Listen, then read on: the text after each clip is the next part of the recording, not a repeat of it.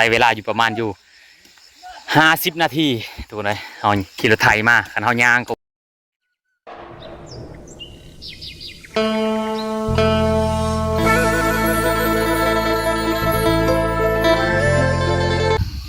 มื้อนี้บ่าวทองสีสิพาทุกคนย่างเลาะเบิ่งวิถีชาวบ้านนะทุกคนนะกะโซงนี้ก็เป็นโซงที่ชาวบ้านของพี่น้องเผ่าบลูกำลังซักให้ผู้นะทุกคนบ่าวทองสีสิอัปเดตวิถีชาวบ้านให้ทุกคนเบิ่งนำกันทุกคนนะมื้อนี้นะมื้อนี้ก็บ่าวทองสีก็มาอยู่ที่บ้านนาทุกคนเลย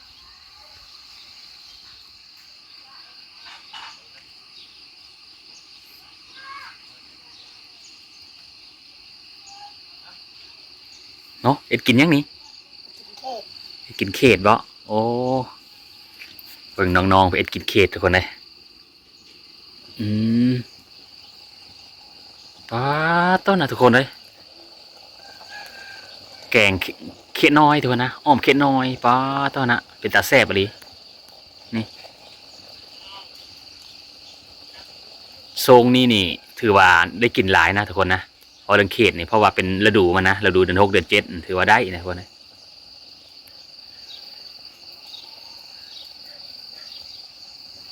อันจักปีเลยตัว6 ปีเนาะโอ้6 ปีทุกคนเลยเด็กน้องๆคนได้เขตมีแต่เขตแล้วทุกคนเพิ่นฮอดเดือ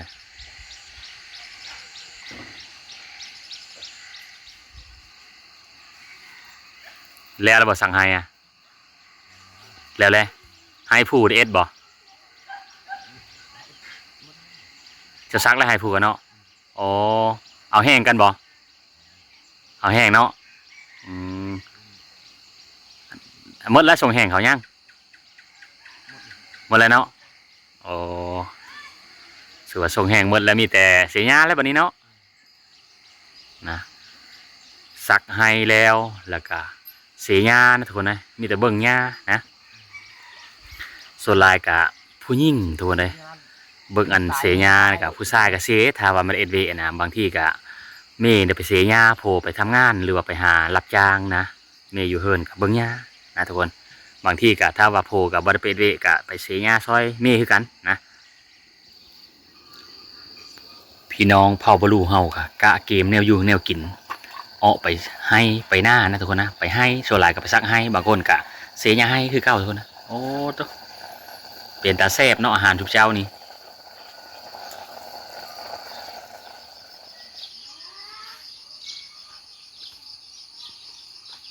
เด็ก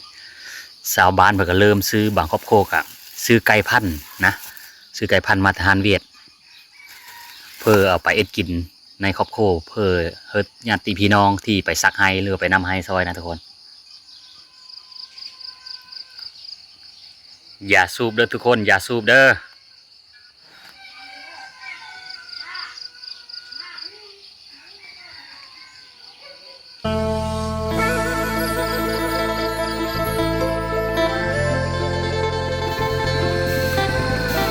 ซักให้บ่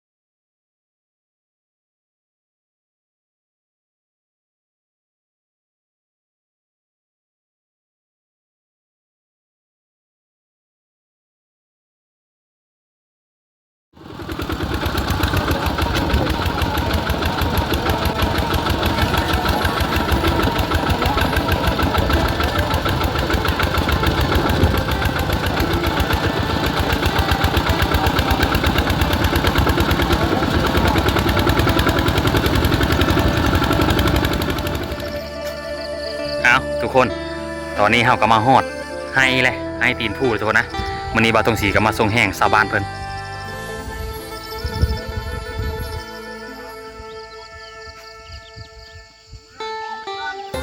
ชาวบ้านเพิ่นเห็นหยังทุกคนเด้ยไปเบิ่งนำกันนะโอ้เพิ่นเห็นเครียดนะเพิ่นเห็นเครียดไข่อยู่ในหนองตัวไหนคิดว่าเพิ่นเห็นเพิ่นแล้วทุกคนคิดว่าเพิ่นเห็นสัตว์ใหญ่ฉะดอง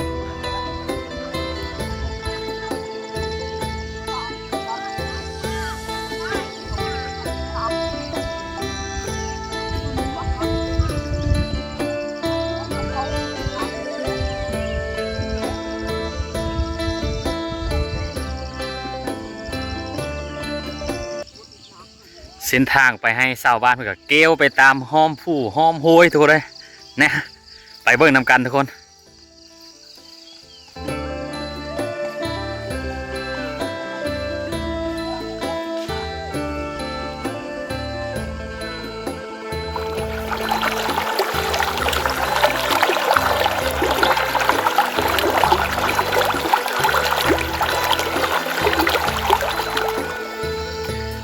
อ้าวบาทนี้เฮากันย่างมาฮอดให้เลยบาทนี้ทุกคนเลยนะใช้เวลาอยู่ประมาณอยู่50 นาทีทุกคนเลยเฮาขี่รถไถมาคันเฮาย่างก็ประมาณอยู่ชั่วโมงปลายเด้ชาวบ้านเพิ่นก็กล้าเก็บเอ็ดไม้ลุงนะบางคนก็มีทันได้เอ็ดไม้ลุงมาแต่เฮิรนก็เอ็ดมาเอ็ดเอาอยู่ให้เลยก็ได้พาได้อันดอกตัวให้ไปกันรอมอะแล้วเมียเราผมพาอะไรนะโอ้ยกระเทียมกระเทียม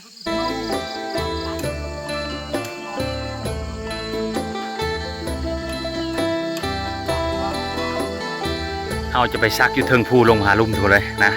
เพื่อมันสบายเขาซักลงมันสบายทุกคนถ้าเขาซักขึ้นนี่มันจะมืดนะ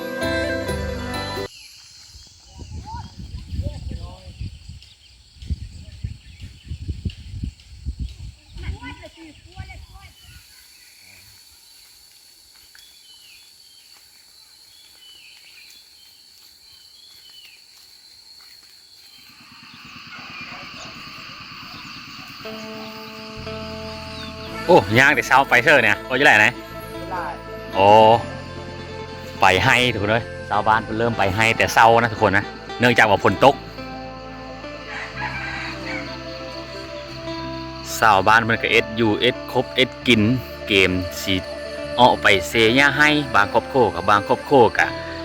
ซักให้ทุกคนเลยบางครอบครัวก็ยังไม่ทันได้แล้วให้ผู้นะกะมีสัญญาณทุกคนเลยหลักสัญญาณเครือข่ายทุกคนตัวบ้านนี้มีแล้วนะ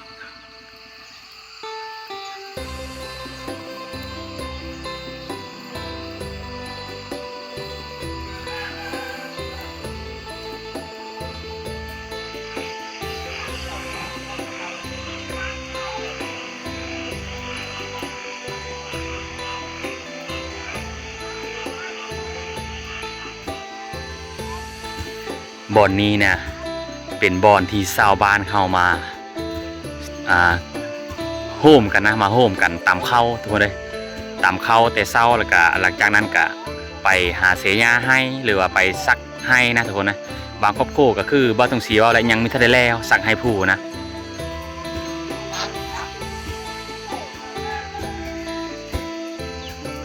เด้มันมีคกตามเข้านี่2 คกทุกคนเลยเป็นกันนะบางทีก็น้องๆเพื่อนมาตำแล้วก็หลังจากสีคำบางทีก็พ่อแม่เพื่อนมาแต่ให้แต่หน้าก็พ่อแม่เพื่อนตำอีกนะก็เปลี่ยนกันทุกคนเลยก็เป็นของโล่มก็แม่นนะบางที่ไฟฟ้าดับกับบางครอบครัวจะได้มาตำอยู่นี่คือกันทุกคนเลยนะเพราะว่าไฟฟ้ามันอาจจะดับเป็นทรงในยามผลนี่ไฟฟ้าดับตัวเลยเด้ทุกคนอันนี้คือชาวบ้านเพิ่นตำคนละคกนะถ้าว่าตำคกเดียวนี่ถ้าว่าเขาไม่เป็นนี่เขาจะตำกันนะเพราะว่าซะนั้นซะตำเขานะเขาจะตำกันบางคนเอาลงไว้บางคนเอาลงซานะขันเขามีเคยกับมีได้คือกันในทุนเลยเขาเฮได้เขาตำกันนะ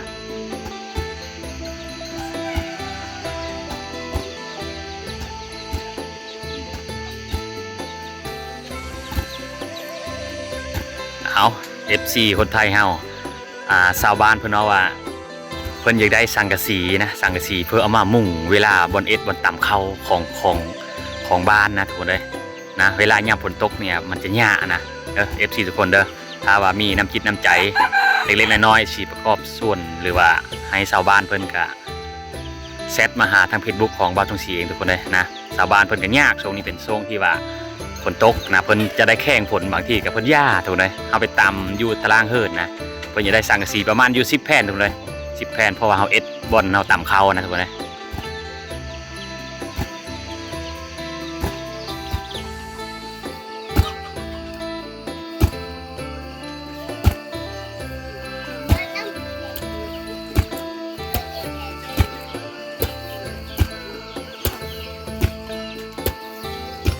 คนไทยเขาจะซื้อสังกะสีเฮ้อนี่เอาบ่เจิงเงินฉบอนะ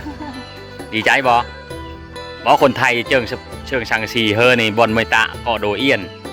อย่าได้บ่อย่าบื้นบ่ จะได้เอ้ย โอ้อย่าได้เนาะโอ้ประมาณ10แผ่นเนาะโอ้แม่เฒ่าเพิ่นอยากได้เด้อทุกคนเด้อคนไทยเฮาเพราะว่าเวลาเพิ่นตำข้าวฝนตกนี่มันจะยากทุกคนเด้อนะถ้าว่าผู้ใดมีน้ำจิตน้ำใจก็แชทหา Facebook ว่าทงศรีทุกคนเด้อนะยากยามฝนนะแม่เฒ่าเนาะนี่ต่ำยากทุกคนเด้อมันบ่มีบนมุ่งนะทุกคนเด้อกับประมาณ10แผ่นคือว่าทงศรีเว้าทุกคนเด้อยาสูบยังหลายทุกคนเลย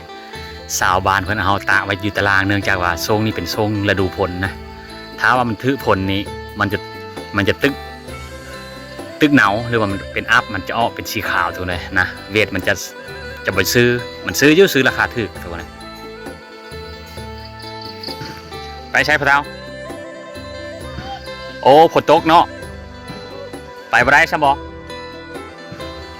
เอาฝนตกพอเท้าเพิ่นสิไปให้นะทุกคนเลยไปให้ก็คือเก้าซักบ่ได้เนื่องจากว่ามันติดลุงนะ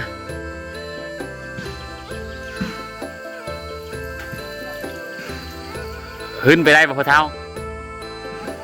บ่อันหื้นไปเฮิรนเจ้านี่ได้บ่หื้นได้เนาะ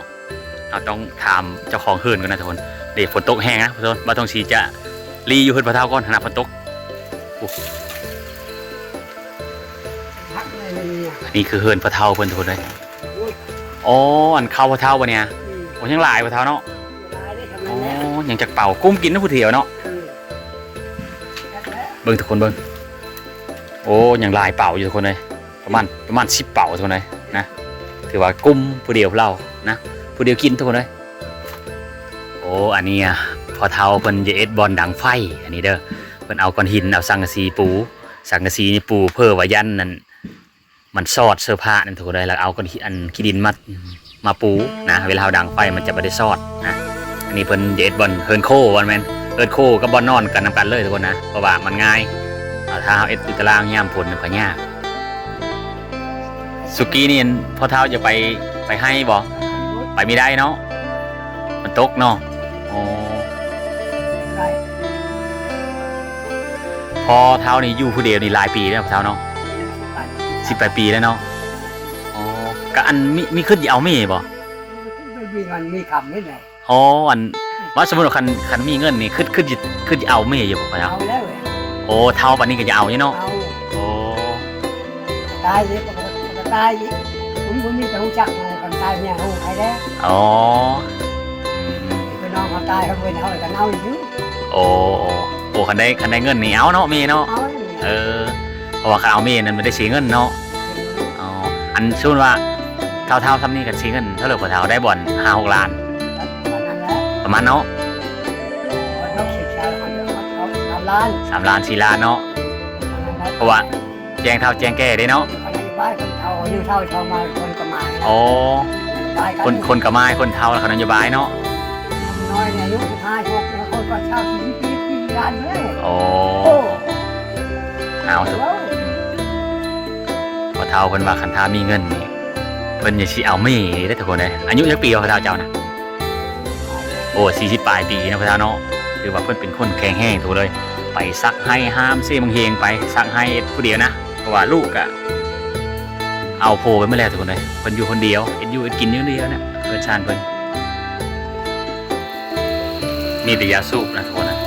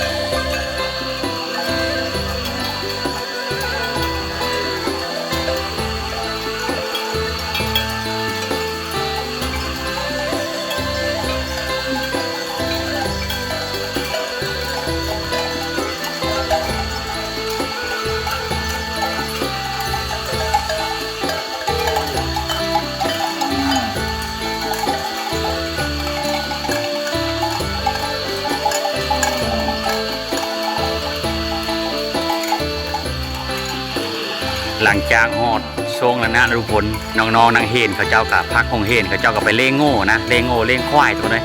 นะพ่อแม่ก็ไปเสียหญ้าให้ตั้งหญ้าให้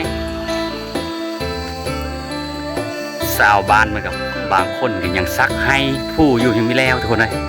บางครอบครัวก็ยังเสียหญ้านะพอครอบครัวก็แล้วคือเว้าทุกคนเลยอันนี้คือให้ผู้ที่บางทีถ่ายอัปเดตให้ทุกคนเบิ่งนี่นะน้องๆบางคนก็เล่งโง่เล่งควายทุกคนเลย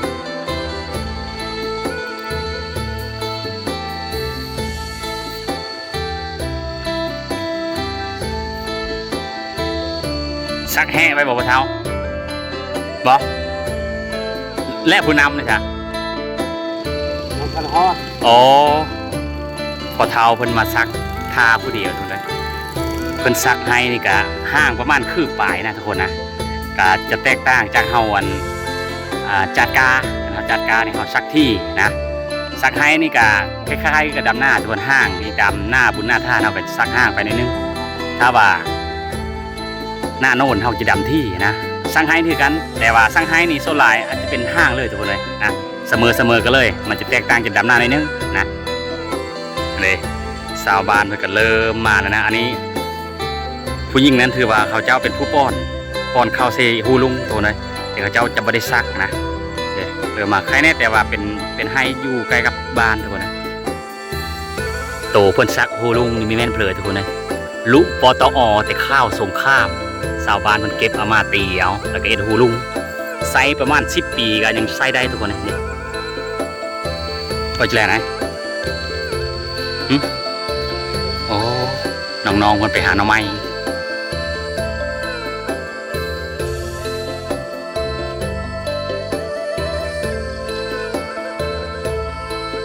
มันยังนึกอีกอย่างนะ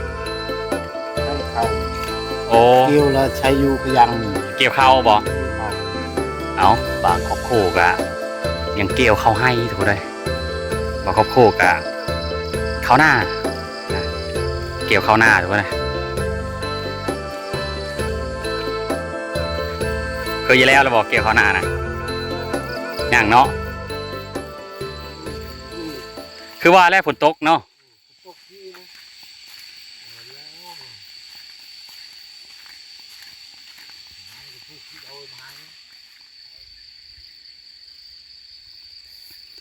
ย่ามผลเห็ดหูหนูทุกคนเลยหรือว่าเห็ดตันนะเริ่มออกเลยนะโอ้ตัวบานเลยทุกคนเลยแกงหน่อไม้โอ้คักเลยได้นี่ทุกคนเลย